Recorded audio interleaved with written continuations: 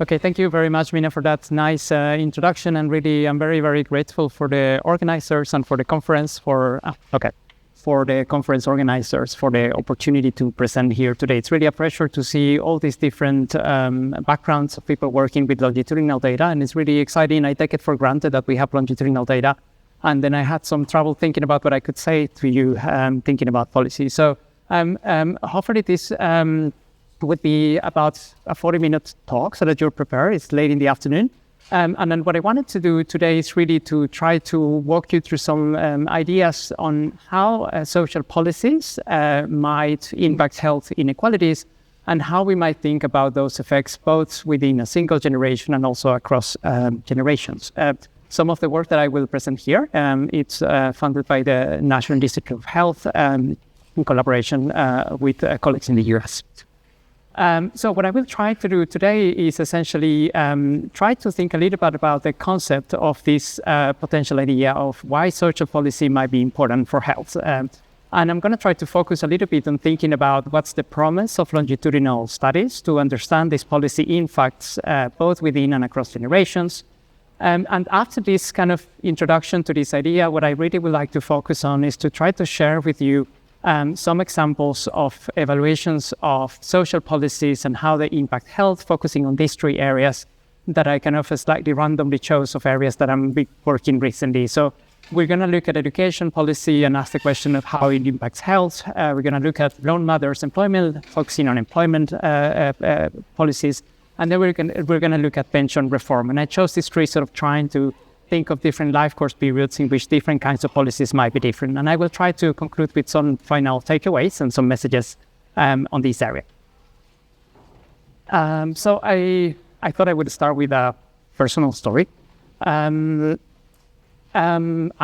was born in Colombia, which is some country in the north of South America, around here.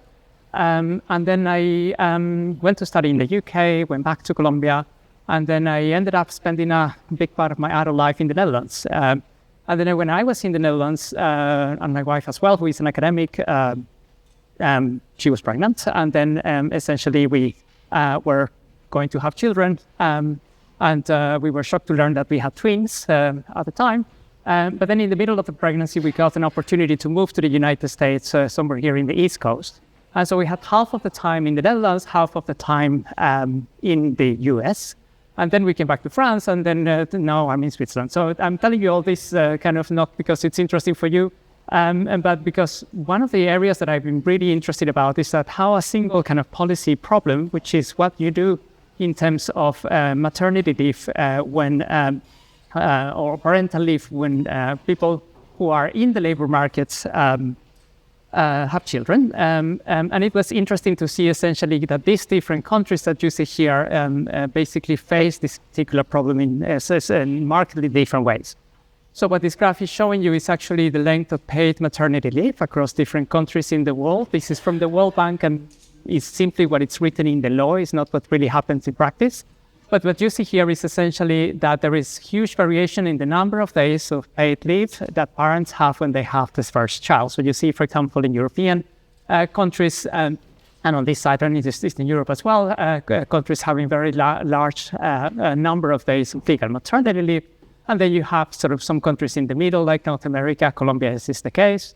And then you have the US as typically having before no federal kind of paid maternity leave. Now, differences are even larger when you look only at paid maternity leave, but the point that I wanted to make here is that the same policy problem can be approached in many different ways, and you can quantify these in some ways that you may be able to link to a longitudinal study. So this is what we tried to do in this initial paper, in which we were interested with some colleagues in trying to understand this variation in maternity leave in European countries. And here I pick up an example of some countries and I've plotted here the full wage weeks of maternity leave, which is the amount of time that women are entitled to when they have children. And what you see here is that there is huge variation over time. So children have changed the number of days or weeks of maternity leave, but then there's also a huge variation between countries. And this is not special to maternity leave. You can see this kind of variation for all the family policies, such as family allowances on the first child.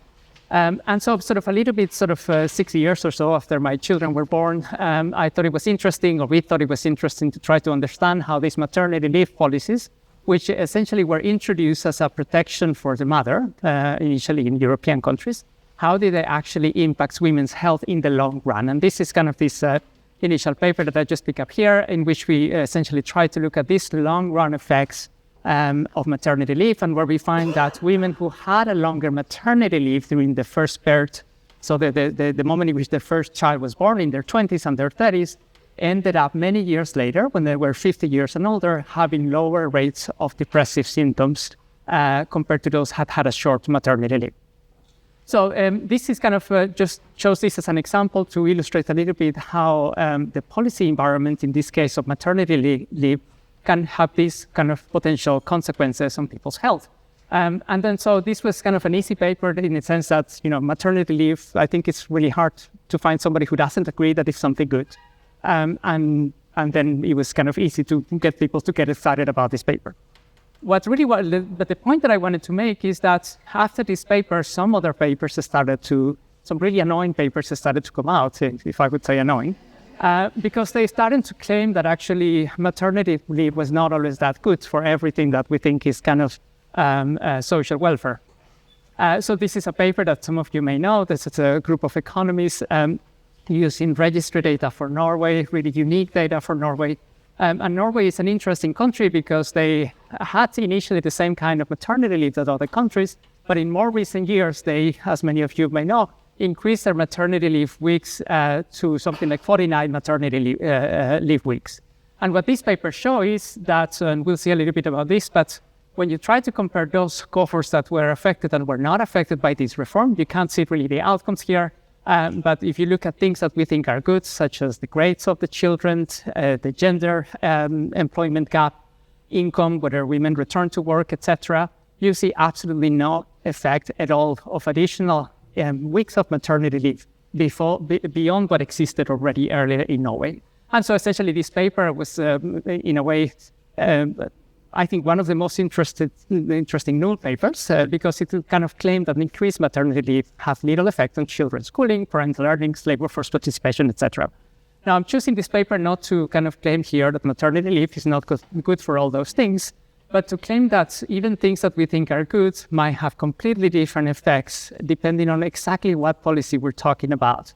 Are we talking about an introduction of maternity leave that goes from 0 weeks to 12 weeks? That's very different, which is what mostly we looked at in European countries, as opposed to extensions from, in this case, something like 16 weeks to 49 weeks. And I think it makes me really aware that the particular ways in which policies are implemented might lead to different effects on health. So really the objective of this lecture is to try to reflect a little bit on this point and really highlight how social policies might potentially impact health. But I want to be critical about that idea and emphasize a little bit how these effects might be positive sometimes, but they may also be negative, or they may be very often null when conceived as instruments to address what we call, or the WHO calls, sort of the root causes of inequalities in health. Now, so let me start kind of with the rationale as to why are we interested in social policies and the way they influence health. Now, we know, and we've seen in this conference and many years of research, decades of research by many of you, that health is influenced by the social and economic environment. Many changes that individuals face influences their health over the life course. Many of these influences, which we study with longitudinal studies, are potentially influenced by social policy, but when we look at longitudinal data, we rarely get an opportunity to see the role of social policy in individual choices and what happens in those studies. I picked up some examples of my own research, but I'm sure you have examples from your own research in which we look at how some social aspect of life impacts health. And this is an example from the LifePath project in which we looked at maternal education and how it relates to body mass index in 3 countries, in Portugal, Ireland, and the UK. And what you see essentially is that mothers who have a lower educational level, their children have a faster increase in BMI than mothers who have a higher educational level. And this difference seems to be larger in this case in Ireland than it may be a little bit in the UK and Portugal. Now, you may wonder what is the policy that matters behind these associations that we see. We might think about maternal education as being partly the results of women's entrance into the educational system, right? But we don't see this particularly clear here in this kind of analysis that we do. This is another paper looking at another dimension, social dimension, food insecurity during childhood, and we use data from the USPS ID in the US, looking at how different trajectories of food insecurity, children who had always food security here compared to children who had either unstable food security or constantly had food insecurity. And in this particular paper, we find that those children who had more food insecurity had also higher rates of psychological distress when they were adults, young adults. Again, here we might think of all those policies such as food stamps in the US that we don't actually observe in the longitudinal data. This is some data, some work that we've done with Heta Muskart and Pekka Martikainen, looking at the impact of unemployment, of parental unemployment on the mental health of their children using registry data on psychotropic medication. And we find that following the event of a parent getting unemployed, their children experience an increase over the years that grows over time on the probability that they are getting psychotropic medication. Again, this may have to do something also with the unemployment benefit system in Finland, but we don't observe this in this data. And finally, and I come back to this kind of idea because this is one of the examples that we will pick up, we know, for example, that educational level is very strongly correlated with cognitive scores. This is data from the longitudinal study of aging, in which we see that people with high education have higher cognitive scores than those with lower and middle education. And this difference remains throughout the life course, suggesting that they have similar declines despite having different levels at the beginning. Now, I picked up just these studies as examples of associations or correlations, or maybe more than correlations that we sometimes see in the data, but where we are not really able to see yet what the role of policies or the policy question that we may be thinking about. So what is the significance of social policies for health when we think about all these social influences on health? Now, social policies essentially refer to all those actions of government that aim to improve some aspect of social well-being of individuals and communities. And I say very clearly they aim to, they don't necessarily do, but they aim to improve some aspect of social well-being. Now, assuming that they do manage sometimes to improve social well-being, they are therefore powerful tools through which they may shape social factors that we think underlie health inequalities across countries or between countries: economic stability, education, poverty, unemployment, housing, or the urban environment. Now, I think the issue that may complicate a little bit this kind of rationale is that social policies are not explicitly designed to influence health. Obviously, they have different goals. They may have as a goal, for example, to increase maternal employment or to get people to work longer in older age or increase access of women to education. But they may actually, by improving some of those dimensions of well-being, they may end up having positive or maybe negative or no effects on health. And I think it's this question that we often have difficulties understanding just from the longitudinal studies, and that I kind of would like to kind of focus on today. Now, I wanted to, I'm not so sure how familiar you are with the kind of whole social determinants of health movement. I think many of you may be, but for those who are not, within the social determinants of health kind of movement, when WHO, for example, published this report on social determinants in 2008, there was this claim that policies in every sector of government could potentially be used to affect and change inequalities in health. A little bit as the hope that, let's say, Michael Marmot might have, that if we change social policies, it might help us reduce inequalities in health because they address the root causes of health. However, and I think this is kind of my critique here, we haven't necessarily applied the same standards that we apply for health policy or for medical innovations or new drugs that we apply for those for which we require a randomized control trial to social policies. We simply claim that social policies are instruments to improve health. And then so what I'm trying to claim here is that longitudinal studies, next to maybe randomized control trials, should be critical to help us demonstrating how these different social policies might generate health improvements. So just if you would like to think in this way, just in the same way as we do in healthcare, there's going to be probably both good policies, so policies that are effective to influence health, are ineffective policies, both in terms of the impact on health as well as the distributional effect on health. So how effective are social policies to improve health outcomes? This is kind of the question that some of us have tried kind of to address over the years using longitudinal data. Now, to try to answer this question, I think it's important to understand that the outcomes of social policies are, even despite what intention it is that the governments have, in the end, they are the result of the complex interaction between what governments do, and the response of those individuals or communities impacted by that policy. And it is this reaction, the way people respond to those policies, and also the specific ways or mechanisms used by governments to improve social well-being, that might have their specific health effects that may be unknown to the social planner, right? Social planners are thinking about education or about poverty. They're not necessarily thinking about how people react in ways that could influence their health. Now, before kind of turning to the specific examples, I wanted to kind of highlight, because we are in this conference and it's really nice to really highlight the promise of longitudinal studies to understand and study these health effects of social policies. Now, longitudinal studies, and especially countries like the UK, which have invested a lot in longitudinal studies that track changes in social and health outcomes by measuring them over long periods of time, this is the way that we need to work in order to understand this policy effect. Now, maybe what we still need to work on is that these longitudinal studies can be linked to historical or concurrent social policies, which will enable us to understand how they impact health and social outcomes. They can help us also maybe to understand causal relationships, and then they may also help us to do things like looking at heterogeneous effects and identifying short versus long-run effects. One of the topics of this conference is intergenerational transmission of inequalities, and I wanted to bring this up because I think longitudinal studies can also help us understand how policies affect not only one generation, but how they affect multiple generations. And this, I think, could happen both downwards and in upwards direction. We can think of policies that, for example, target parents that might have implications for their children's development, but we can also think upwards in the sense of policies that target, for example, young adults and provide them with resources that may affect their older parents by, for example, enhancing their capacity to care for their adult children or providing for, any kind of support to the adult parents. So we can think of these generational effects in both directions, and I will actually kind of come back to this issue when we look at the specific examples.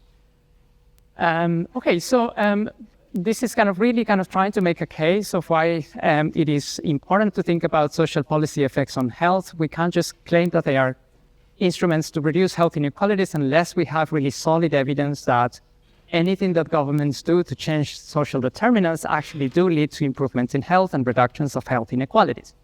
So what I would like to do in this second part is really to go through 3 examples of studies that I have been doing with many other colleagues in the UK and around Europe and around the world, try to understand how they impact health. And I'm going to be focusing on these 3 areas: education, employment, and pensions. Compulsory schooling laws are one of the education policies that have been examined, and some papers here in this conference have used that, so I'm going to go back to those studies, but I'm going to try to also mention other educational policies.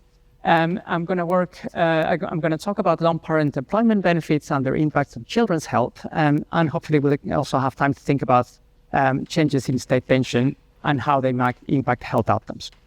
Now, how do we actually identify the impact of a policy on health? And I'm sure that there are people here that are more experts than me, but I thought I would bring this up since it is not maybe the common way of thinking necessarily in all fields. Now, when we want to identify the impact of a policy or the causal effects of any exposure, we're interested in thinking about them as some group that will be treated, that will actually be exposed to the policy, and a control group that will give us a counterfactual of what would have happened in the treatment group had they not been exposed to the policy. Now, this is problematic in the case of observational studies because we can't just compare people that, for example, received unemployment benefits or who stop receiving income support, because they're going to be intrinsically different from the controls, those who do not receive those benefits.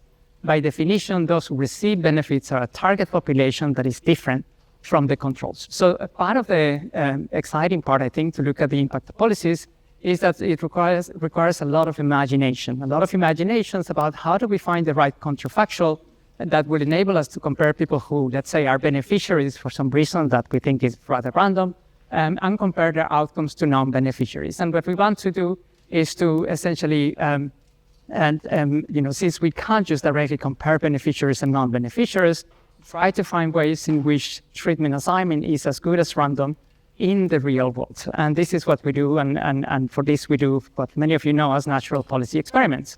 We exploit presumably as good as if random variation or assignment to different policies, trying to mimic, so we claim, a randomized experiment, often the result of an anticipated policy change or a threshold that is used to define who is eligible or who is not eligible, and so on. This usually requires using some kind of exogenous variation, which could be across countries, when we have data that is comparable, across regions and also across time in policies, and sometimes in their implementation. These variations, again, are assumed to be random.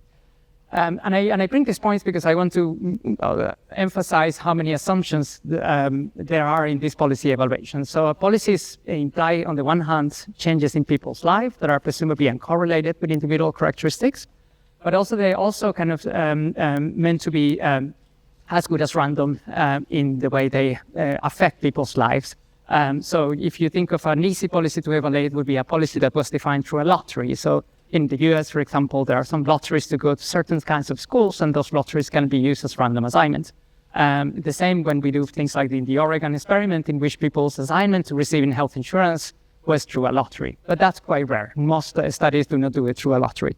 So sometimes the only thing we have is a different eligibility threshold, for example, that we use to define treatment and control. So it's this kind of way in which we try to use longitudinal data in order to evaluate the impact of policy. So I want to share with you a paper that maybe many of you are familiar with this kind of research, but I thought maybe not everybody has seen this kind of research. This is a paper that we did with colleagues at King's College London, with Christine de Coulon and Bahena Filial, in which we were interested to understand the impact of education on health by leveraging variation in what is called compulsory schooling laws. Now, for those who are not familiar with compulsory schooling laws, these are essentially laws that dictate how long children should stay in school. In different countries, this is defined sometimes by child labor laws, like in the US. So children were not allowed to work at a certain age, but also with the age until which they're supposed to go to school. Now, so what we do in this paper is to leverage variation in compulsory schooling laws for a famous reform, which took place in the UK in 1972. In England and Wales, in which children that were born before September 1957 essentially had to leave school when they turned 15, while those who were born after that would have to stay in school one more year until the age of 60. Now, this seems like a little change, and it is maybe a little change, one additional year of education, but that's also what we have in the real world. And this reform has been used a lot in different papers to look at the impact of education on earnings or fertility or other outcomes, because it affects a large part of the population. In many countries, most people will end up going anyways 16 years, but in the UK, in England and Wales, there was around 25, so about a quarter of the cohort that was affected that went longer to school as a result of the reform. Now, the question that we want to address here is how an increase in education and the length of education might impact mental health. And the idea here was, on the one hand, inspired by empirical findings. If you look, for example, at the relationship between educational level and depression scores, is very similar as it is for any health outcomes. People who have more education have lower rates of depression. So better mental health if you have higher education. And so we expect, because of many theoretical reasons, that an increase in education will also lead to improvements in mental health or declines in depressive symptoms. And this was the rationale for this study. Now, in many policy evaluations, you will see, if you look at this literature, these papers take forever to do and then forever to publish. But one of the things that makes them really difficult is that rarely you can use just one data set. So here, this is a paper in which we use the annual population survey, because these are very large surveys with repeated cross-sections over time. But we also use data from Understanding Society, for which we are eternally grateful to Essex University. And then we use data from the UK Biobank and the 1958 cohort. So we try to use these different data sets to try to understand the impact of this reform, and also to try to explore some of the mechanisms that might explain this effect. Again, many of you may be familiar with this, but just very briefly, for those who are not, in this paper we use what is called a fuzzy regression discontinuity design, in which essentially you have a variable which we call the running variable or the assignment variable here, that defines who is treated and who is untreated. So who is affected by the reform? So you have here in this vertical line, typically a threshold that defines the cohorts that were born after September 1957 and were affected by the reform. And you have a running variable that you assume actually to be in expectation linear over time, except for the change that happened in the reform. So basically, if you see any jump that happens here around the threshold, you assume that that change is attributable to the reform that essentially changed the number of years that people are required to go to school. Okay, so because it's a fuzzy design, or it's called like that because not everybody responds to the policy, right? So there are some people, most people, maybe 60% were already going to go to school anyway, so they don't change their behavior as a result of the policy, but some people do change. So not everybody is affected by the reform. So, so this graph shows you the kind of graphs that you will find in these kind of evaluations. This is looking at distance from the month in which people were affected by the reform according to their month and year of birth. And then what you see here essentially is, for example, for the case of, let's take the certificate of secondary education in the UK, what you see here is you can compare this point just before the reform and after the reform, and you see that there was an increase in the probability that people finish their CSE levels, they have the CSE certificates, and also an increase in the probability that they completed their O levels. Now we see this here, we see the probability of going to school more than 16 years, more than 17 years, and also for CSE and O levels. This is a significant positive effect. But we do not see an effect, which is maybe interesting, we do not see an effect for A levels in the UK, or the probability of going to school more than 18 and 19 years. Now, so this is a reform, and this is also an interesting reform because it's a reform that didn't change a lot people's educational attainment in the end. So it actually got people to stay longer at school, but it didn't change, for example, the probability that they went to college and so on. But it increased the amount of time that people spent in education. Now, I'm sorry for all these kind of graphs, but just to show you again, this is the kind of graph that you have in the kind of, if you like, looking now at the impact of the reform on mental health. And then what you see here again is that if you take most of the outcomes that we looked at in the Understanding Society or in the biobanking study, we found very little evidence that an increase in education actually leads to improvements in mental health. In fact, when we look at the results, and you look at the results for the annual population survey, what we actually find is that at a year of schooling increase, so one more year of increase in schooling, as a result of the reform, actually increased the probability that people reported mental health problems many decades later, an increase of about 4 percentage points. So this is a very counterintuitive result, and I choose this finding not to claim here that more education is bad for mental health, that I'm not sure. But what I'm trying to tell you is that something happened here. These cohorts ended up going longer to school, but as a result, potentially they also ended up having more depression or higher rates of depression later on in life. We thought maybe this is just the UK because it's a very special country.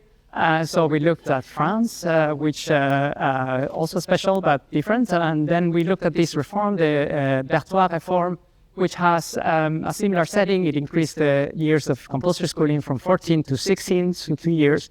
So people born after January 53 had to stay longer at school. This is work by Émilie Courton and colleagues. And then what we find here, again, without going into the detail, is that we look at different health outcomes here. For the CESD depression scores, we find no effect for males, but we find an increase in the rate of depression and the number of symptoms that women reported if they ended up being affected by this reform.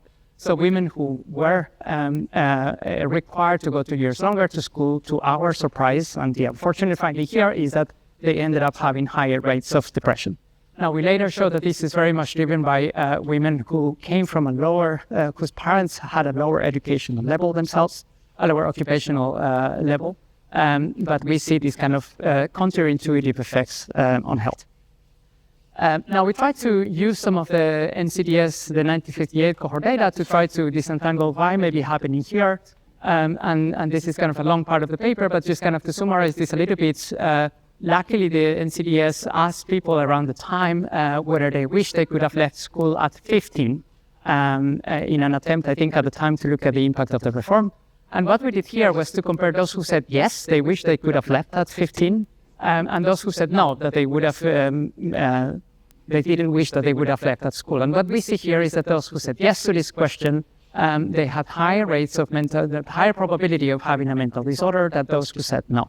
Now, this is not causal evidence, but what it may suggest is that there was some kind of clash between what the policy was asking people to do, which was to stay longer at school, and this reaction of the individuals, so this clash between people's expectations, in which they may be expected to go to the labor market or expected to spend their time in a different way.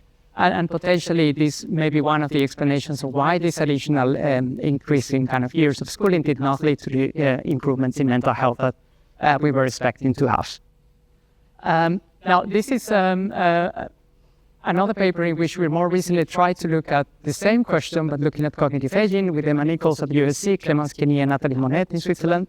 And this is part of a project that we do with something which is called the Global Aging Gateway, which tries to collect data on international aging surveys around the world, around 47 studies, and to link them with different policy data sets. I will come back to this, but here in this project, we're trying to link this longitudinal data to compulsory schooling laws, but also to policies on tracking, education on financing, and policies that affected the quality of education. And then trying to reproduce what many studies have found, which is that more education is associated with better cognition and lower risk of dementia. What we show here, using data from ELSA, is that indeed we find this correlation. More years of schooling is strongly related with a reduced risk of dementia probability and an increased score in all kinds of cognitive outcomes, verbal fluency, orientation, or word recall. So we find the same results of many of the papers. Education potentially maybe leads to some kind of cognitive reserves that makes it so that people have better cognitive outcomes. But again, when we use this reform, 1972 reform, and also the 1947 reform that increased also by 1 year, years of education, we do not reproduce this finding that we saw in the kind of correlational studies. We find that an increase in years of schooling led to no change so far in the probability of having dementia risk or cognitive scores, neither for the 1947 or the 1972 reform. So you're already seeing that this is a bunch of negative finding papers in which we find really difficult to find that a policy that we think should have transformed people's lives in some ways did not lead to the expected results that we had. And finally, for education, this is another paper that we're doing looking at the Irish 1967 reform that maybe some of you know, that make education, secondary education free. This is kind of 1966 in which schools receive an incentive essentially in exchange for abolishing tuition fees. There was a campaign to offer free books, free transportation for students, and what we did was to link data from the Irish Longitudinal study on aging to a specific month and date of birth to see which cohorts were affected by this reform. And again, we do not find evidence that an additional education, this reform did lead to higher education, secondary education, but we do not find evidence that this actually translated into improved cognition as measured by the MOCA or the MMSE. And in fact, in some cohorts, we find negative effects on cognition that particularly affected those who came from higher socioeconomic status families. So again, we don't find that these policies on education influence cognitive levels as we would have expected. Now again, maybe we can sort of reflect a little bit why do we have these findings, why these educational policies fail to improve mental and cognitive health. And we think it's not necessarily, it could be that education doesn't give you better mental health or better cognition, that's a possibility.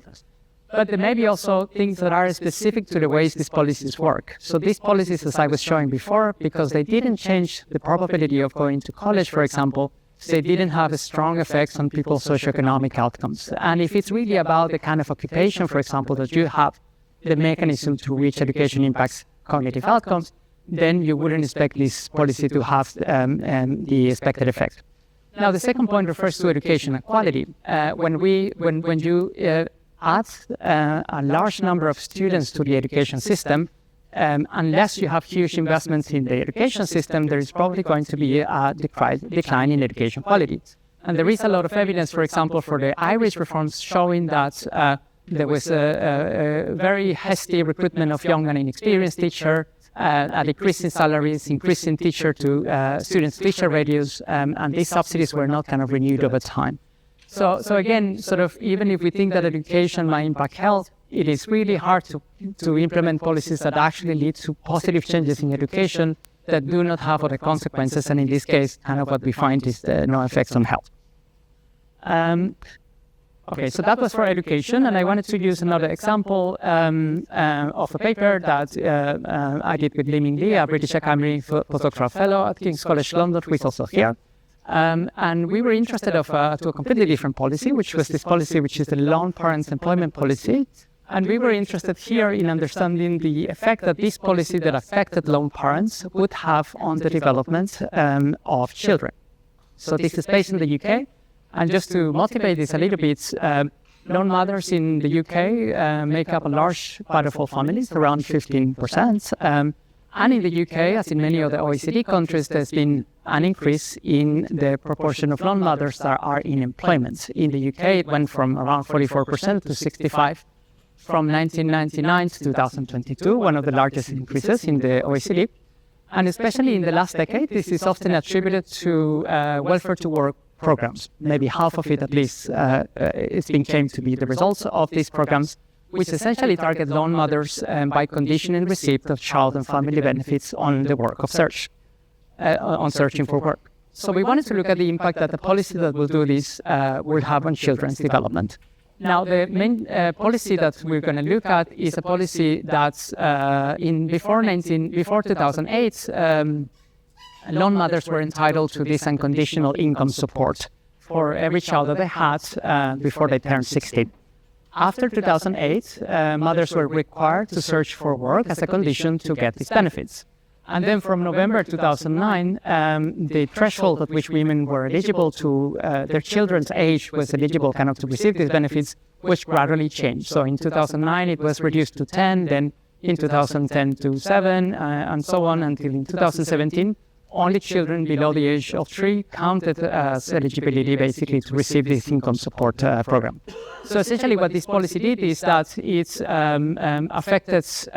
it made it so that women had to either go search for employment or transit to other kind of benefits programs. So it was an incentive to basically increase the participation of single mothers in the labor market. You can think of both positive and negative mechanisms through which this might impact health, right? So you might think, okay, maybe there is increased labor supply and increase in income that improves the conditions of the family. Maybe women are more engaged in the labor market, have a better social environment, and this might lead to positive effects on the children. But you may also have negative effects. You might think of many of these mothers as only being able to enter, many of them in low-paid jobs, which is what in fact happened. And these jobs are unstable, and then their income might also be less stable, and this might have negative impact. So without going into details, it's really hard to predict unless we empirically look at it what will happen to children. So we use data from the UK Millennium Cohort Study, again a well-known study in this conference, and we tried to look at changes in the child strengths and difficulties questionnaire, SEQ scores. And we used a longitudinal sample to try to see how these children evolved as they became older in response to this reform.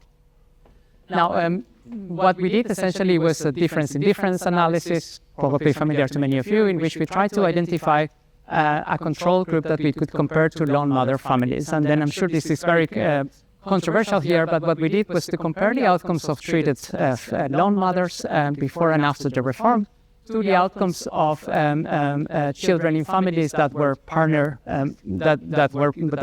partner mother families. With the idea, the assumption here is that the trajectories of children from partnered families would offer a good counterfactual of the change that would have happened in the SDQ scores in the absence of the policy for the lone mother families.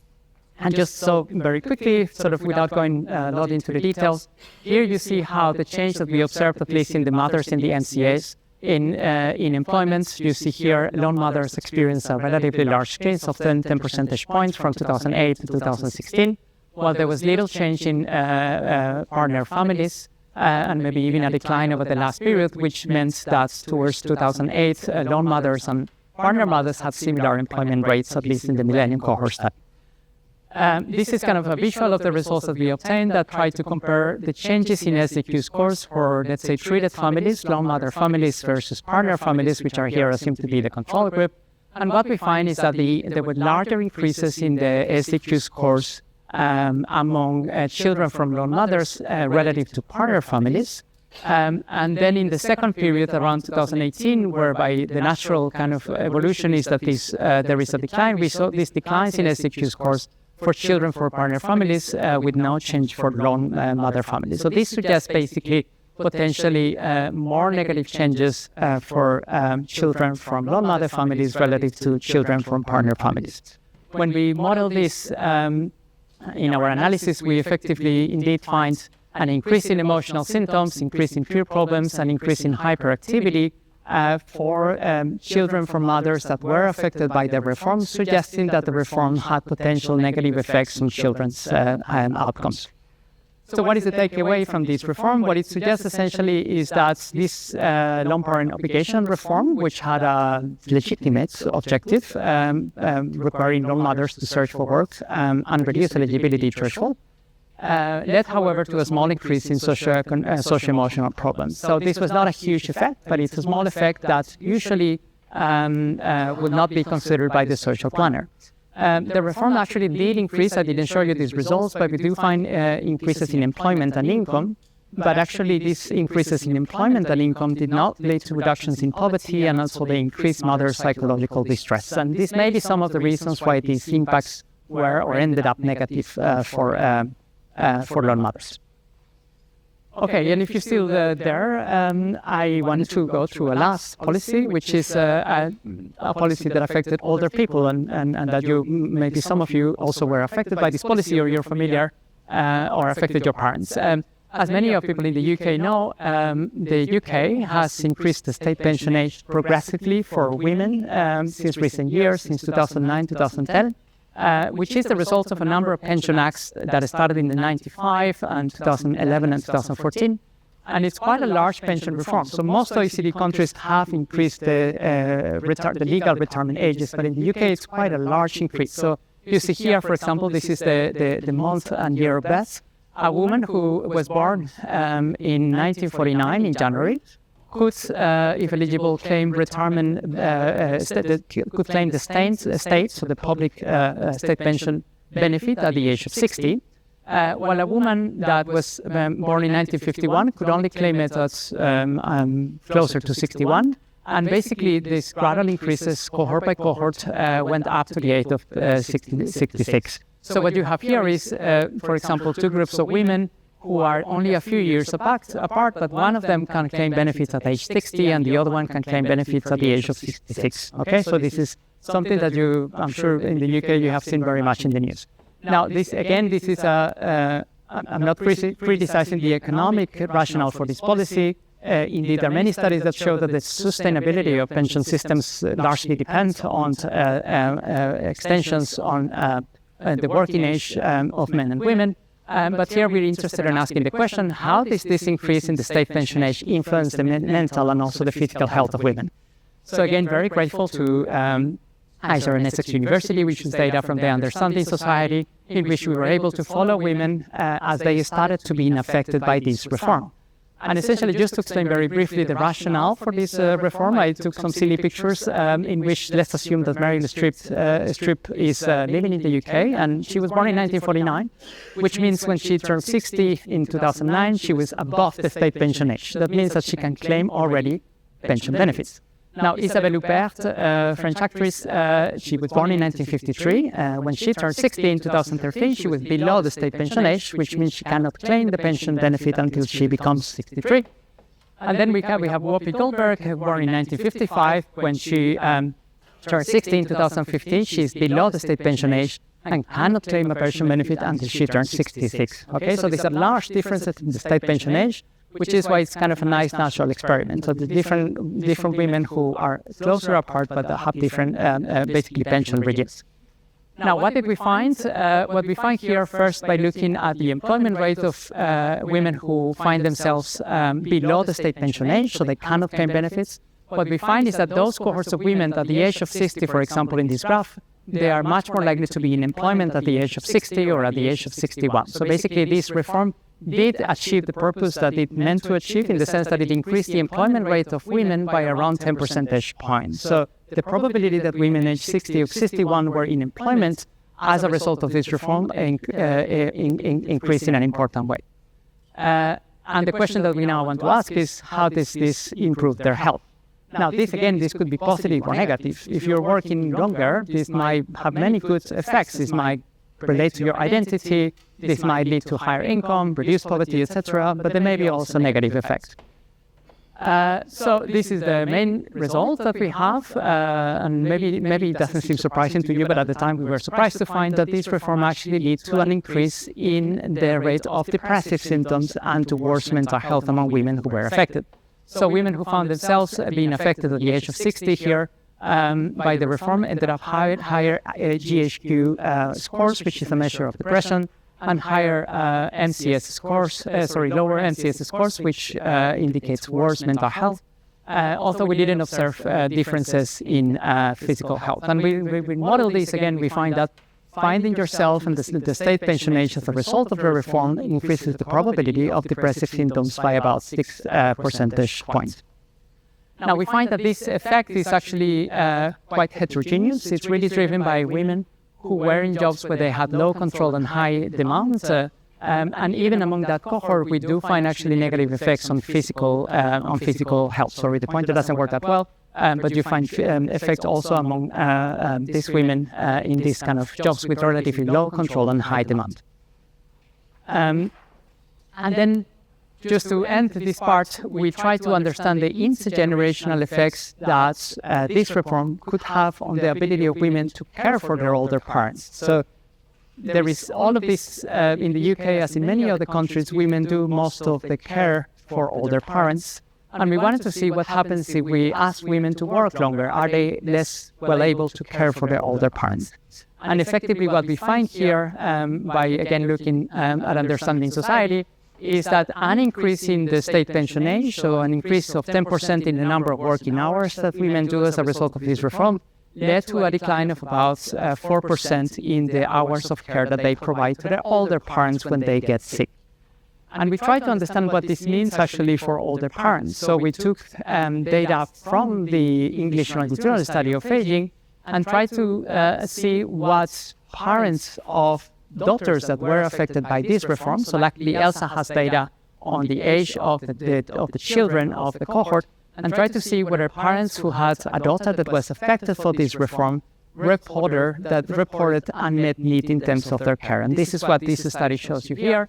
And what it shows you is that when an oldest daughter is not eligible anymore for claiming their pension because she's above the state pension age, her older parents report receiving less help. And interestingly, this reduction in care from their daughters is not compensated by an increase in other informal care from other informal carers, or by an increase in formal care resources, which is not surprising because there's been a decline in kind of the investments in formal care. Okay, so maybe just coming to an end of this presentation, sorry that I went a little too long. What I've tried to show you here is that often social policies result in these unexpected health effects, and these are often blind to the social planner. These effects could be for one generation, but we also have an opportunity here to have effects across generations. Sometimes these effects might be upwards and downwards, and then maybe also negative or positive, which makes it really hard to understand what the net effects of these policies are. I think there is a kind of trade-off between valuable social policy goals, such as increasing the sustainability of pension systems or encouraging young mothers to work longer, and health goals. Not everything that is socially, let's say, a legitimate social goal of the social planner necessarily lead to health improvements. And then finally, longitudinal studies are really vital, I think, for understanding this health impact of social policies.